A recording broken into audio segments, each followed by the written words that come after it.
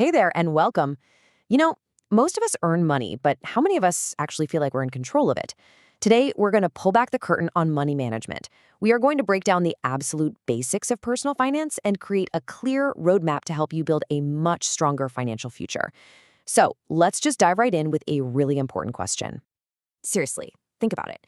Do you really know where your money is going each month? Are you aware of where you might be overspending a little bit? And maybe the biggest question of all, where are you actually heading financially? For a lot of us, these questions are kind of tough to answer, which is exactly why it's so critical that we tackle them head on. Okay, so before we go any further, let's make sure we're on the same page. Personal finance sounds kind of stuffy and complicated, right? But it's not some big, scary thing. It's really just about managing your money.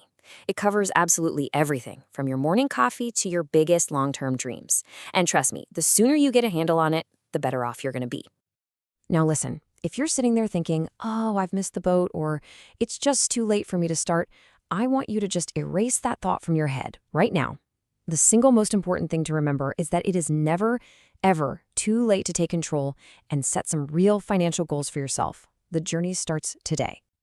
Think about it. Every great building needs a solid blueprint, right? Well, your finances are no different. This first part is all about laying that essential foundation. This is where we figure out what we want and then create a real plan to get there.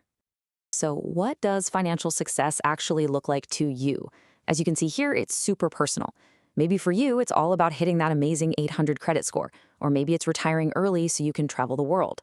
For someone else, it could be helping their kids get through college without loans, or finally buying that beach house. There is no right answer here, but you have to know what your own finish line looks like.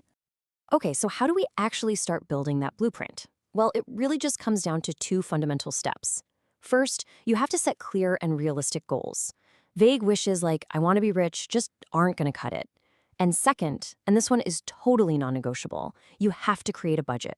You need to know exactly what's coming in and what's going out. If you're not sure where to start, a really popular guideline is the 50-30-20 rule. 50% of your income for needs, 30 for wants, and 20 for savings. And this quote just nails it, doesn't it? You have to be intentional. You have to have a plan. Just sort of fumbling your way through your finances and hoping for the best, well, that's a recipe for falling way short of your goals. So, once you've got that plan, what's next? Well, the next logical step is to build yourself a safety net. Look, life is unpredictable, and having that financial cushion is what's going to protect your beautiful blueprint from falling apart when something unexpected happens. So, the key idea here is a really simple but incredibly powerful rule. Pay yourself first. What does that mean? It means before you pay your bills, before you buy groceries, before you spend a dime on anything else, you take a piece of your income and put it directly into savings. This one habit, I promise you, is the key to building real security. And what are you saving for at first? An emergency fund. Pretty much all the experts agree that you should aim for a fund that can cover 3 to 6 months of your essential living expenses. This is your buffer. It's what protects you from a job loss, a big medical bill, or a major car repair. It might take a while to build up, but it is worth every single penny.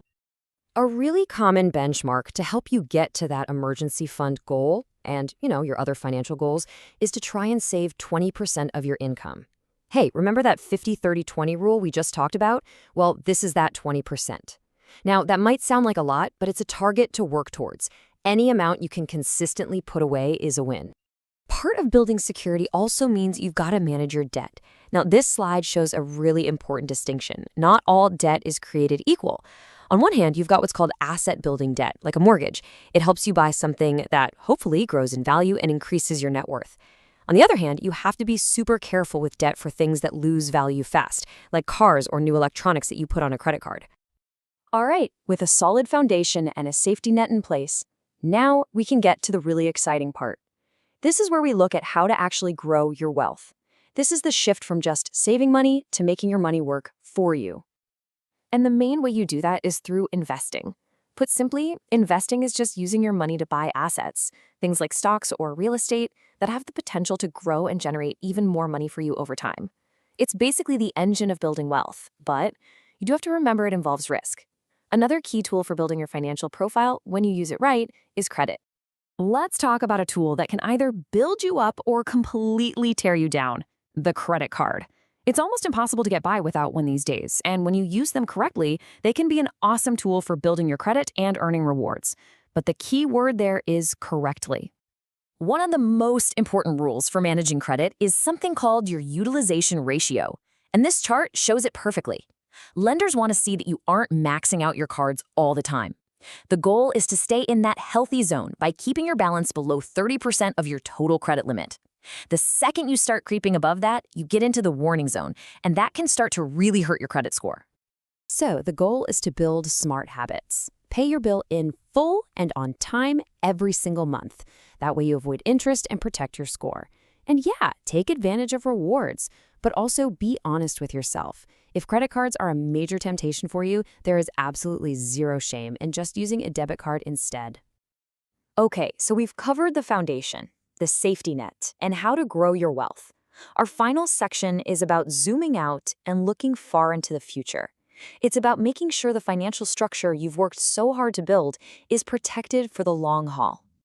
I know it's not always the most fun thing to think about, but planning for the inevitable is a really important part of personal finance.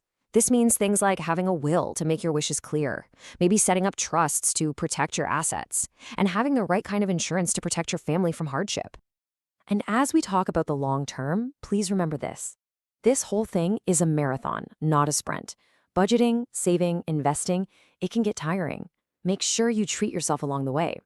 Your well-being is a huge part of your wealth, so don't forget to enjoy the journey. Which brings us to our main takeaway. Financial freedom isn't some magical finish line you cross one day and you're done. It's a continuous journey of learning, of adapting, and of making intentional choices, day in and day out. So, after all of this, the most important thing is that you take action. It doesn't have to be massive. Maybe it's just writing down one financial goal, or maybe it's downloading a budgeting app. The question is, what's the first small concrete step you'll take today to start building your financial future?